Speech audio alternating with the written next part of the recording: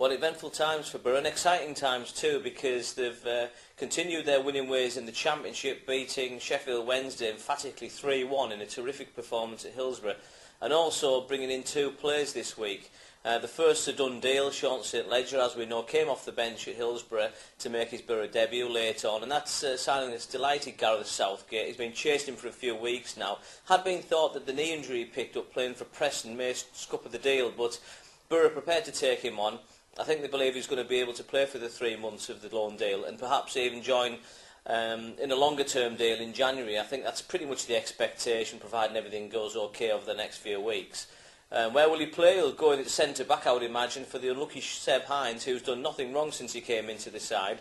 Perhaps Hines should have played at Bristol City before the international break, but certainly he's taken the chance he's been presented with outstandingly well, playing well against Ipswich and of course against Sheffield Wednesday.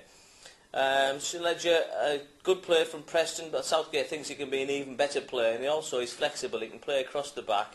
So he sees an extended role for him, I think, and long term you can see Chris Riggott and Emmanuel Pogatetz moving on, and perhaps Sean St Ledger forming a formidable central defensive partnership with David Wheater. Another player that Boro are chasing is Caleb Folan. I think we expect that deal to be signed off later today or early in the morning. He's expected to come into the side for the West Brom match, which means there's changes up front. With expected to be probably Emnes the unlucky player to miss out if he decides to start with Folan. We understand that there's a 3-month loan deal being arranged with Hull City with a view to a permanent transfer in January for a fee of around £2 million, although both clubs are keeping pretty tight-lipped on the actual amount of the fee. Folan's an interesting player in that he isn't prolific. I suppose he may be seen as an Emil Heskey type player, and that's certainly Boro would be improved for having a player who could hold the ball perhaps a little bit more effectively than the current doing. Although it would be a shame to mess around too much with the front six that has indeed scored quite a lot of goals this season and has indeed scored 6 goals in the last 2 matches.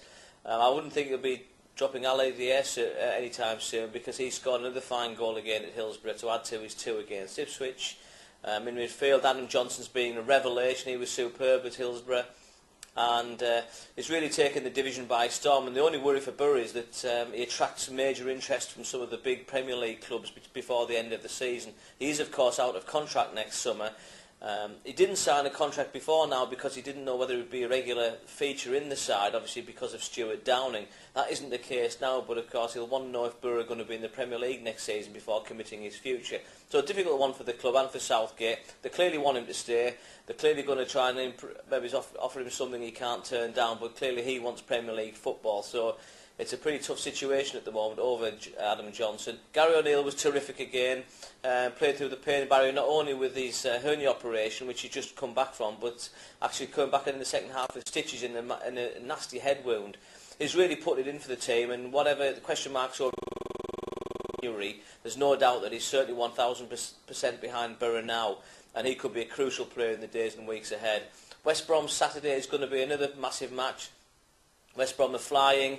The top of the table ahead of the Newcastle game, and really from Boro's point of view it would be terrific to finally make some amends for last season's dreadful performances against West Brom. A little bit unlucky at home against them, where Boro had a hatful of chances but couldn't convert them, but really were woeful at the Hawthorns, and it was a result that really set the second half of the season's meltdown into progress. There's no reason why Boro can't beat West Brom. They've got a fantastic vibrant young squad.